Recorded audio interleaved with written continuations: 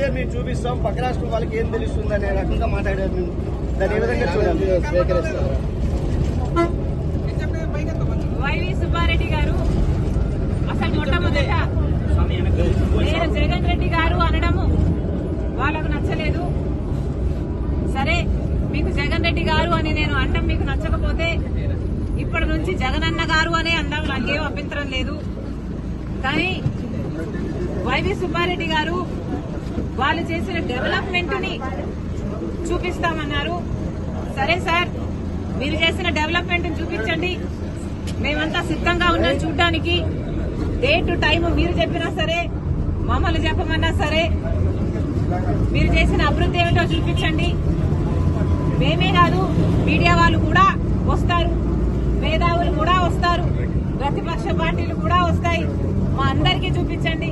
మేమందరం కూడా మీరు చేసిన అభివృద్ధి ఏమిటి, మీరు కట్టిన రాజధాని ఎక్కడ, మీరు నడుపుతున్న పెట్రోల్ ఎక్కడ, మీరు కట్టిన పోలవరం ఎక్కడ, మీరు చేసిన డెవలప్మెంట్ కూడా ఆంధ్రప్రదేశ్ లో అందరూ కళ్ళల్లో ఒత్తులేసుకొని చూస్తున్నాము. చూపించండి. డేట్ మీరు చెప్పినా సరే, టైం మీరు చెప్పినా సరే, నన్ను చెప్పమన్నా సరే రెడీ. చూస్తే మేము చూపిస్తాం, పక్క రాష్ట్రం వాళ్ళకి ఏం తెలుస్తుంది అనే రకంగా మాట్లాడారు. మేము దాన్ని ఏ విధంగా చూడాలి? స్వీకరిస్తారు. వైవి సుబ్బారెడ్డి గారు అసలు మొట్టమొదట నేను జగన్ రెడ్డి గారు అనడము వాళ్ళకు నచ్చలేదు. సరే, మీకు జగన్ రెడ్డి గారు అని నేను అనడం మీకు నచ్చకపోతే ఇప్పటి నుంచి జగనన్న గారు అనే అందాం, నాకేం అభ్యంతరం లేదు. కానీ వైవి సుబ్బారెడ్డి గారు వాళ్ళు చేసిన డెవలప్మెంట్ ని చూపిస్తామన్నారు. సరే సార్, మీరు చేసిన డెవలప్మెంట్ చూపించండి, మేమంతా సిద్ధంగా ఉన్నాం చూడ్డానికి. డేట్ టైం మీరు చెప్పినా సరే, మమ్మల్ని చెప్పమన్నా సరే, మీరు చేసిన అభివృద్ధి ఏమిటో చూపించండి.